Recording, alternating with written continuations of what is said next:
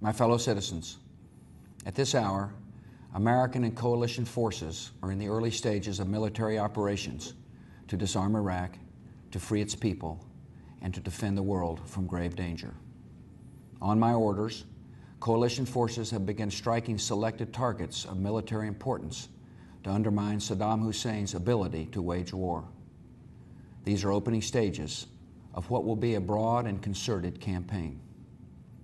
More than 35 countries are giving crucial support, from the use of naval and air bases to help with intelligence and logistics to the deployment of combat units. Every nation in this coalition has chosen to bear the duty and share the honor of serving in our common defense. To all the men and women of the United States Armed Forces now in the Middle East, the peace of a troubled world and the hopes of an oppressed people now depend on you. That trust is well placed. The enemies you confront will come to know your skill and bravery. The people you liberate will witness the honorable and decent spirit of the American military. In this conflict, America faces an enemy who has no regard for conventions of war or rules of morality. Saddam Hussein has placed Iraqi troops and equipment in civilian areas, attempting to use innocent men, women, and children as shields for his own military, a final atrocity against his people. I want Americans and all the world to know that coalition forces will make every effort to spare innocent civilians from harm. A campaign on the harsh terrain of a nation as large as California could be longer and more difficult than some predict. And helping Iraqis achieve a united, stable, and free country will require our sustained commitment. We come to Iraq with respect for its citizens, for their great civilization, and for the religious faiths they practice. We have no ambition in Iraq except to remove a threat and restore control of that country to its own people.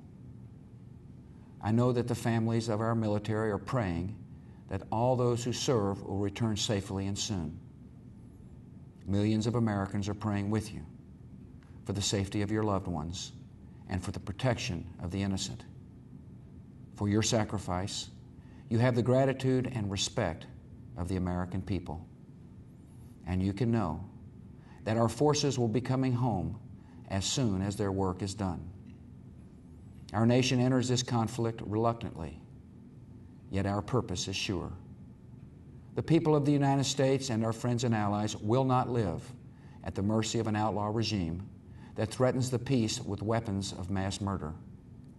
We will meet that threat now with our Army, Air Force, Navy, Coast Guard, and Marines, so that we do not have to meet it later with armies of firefighters and police and doctors on the streets of our cities.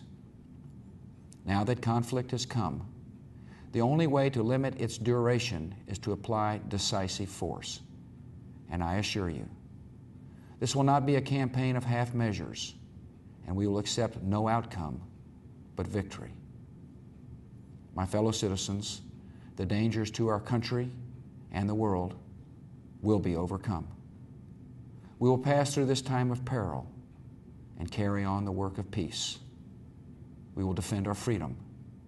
We will bring freedom to others, and we will prevail. May God bless our country and all who defend her.